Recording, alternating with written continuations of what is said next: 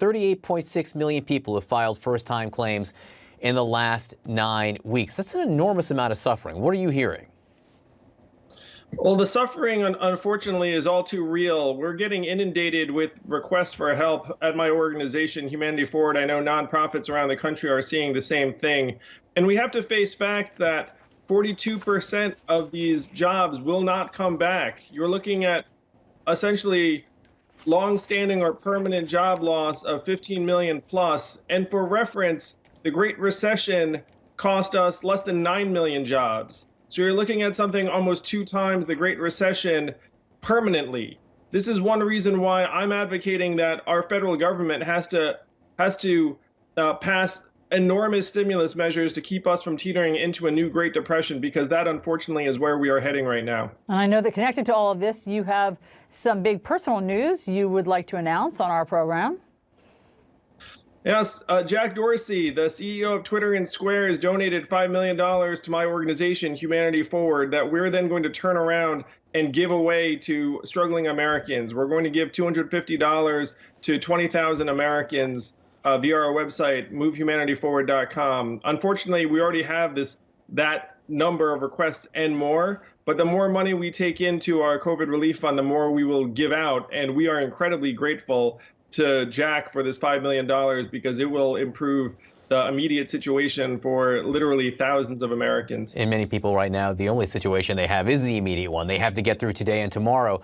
But there is a pressure point that I would like your opinion on, Andrew, which is that when we're talking about the enhanced unemployment benefits of $600, I know that's different than a universal basic income when you're talking about unemployment benefits, but there are people now arguing that that payment is so high that it's serving as a disincentive for people to go back into the workforce. A suggestion they can make more money on unemployment right now than they could be by trying to get a job again. So how do you address that?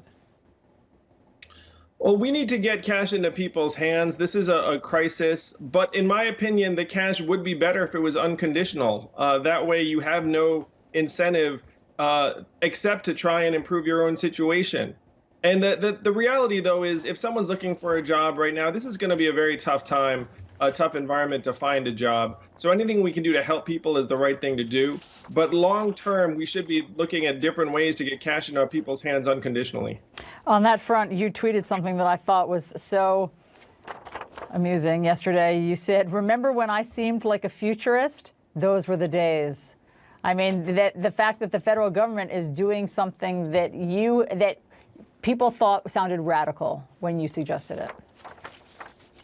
Well, unfortunately, we're going through 10 years worth of change in 10 weeks. The trends I was concerned about people being sent home because their jobs were going to be automated away, we are experiencing a version of that.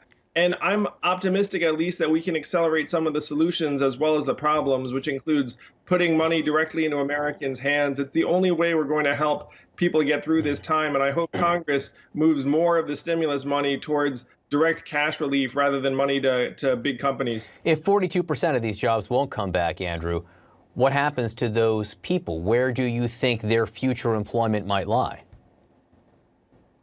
If we don't do anything, their future is bleak. That's why we need a new Marshall Plan scale initiative to get millions of Americans back into the workforce, to rebuild the country. We should be hiring healthcare workers, people to literally rebuild the country in the form of a giant infrastructure plan, a mental health initiative, anything we can do to get people back to work, because we're in a deep, dark hole that will not resolve itself without some massive intervention, and that should be led by the federal government.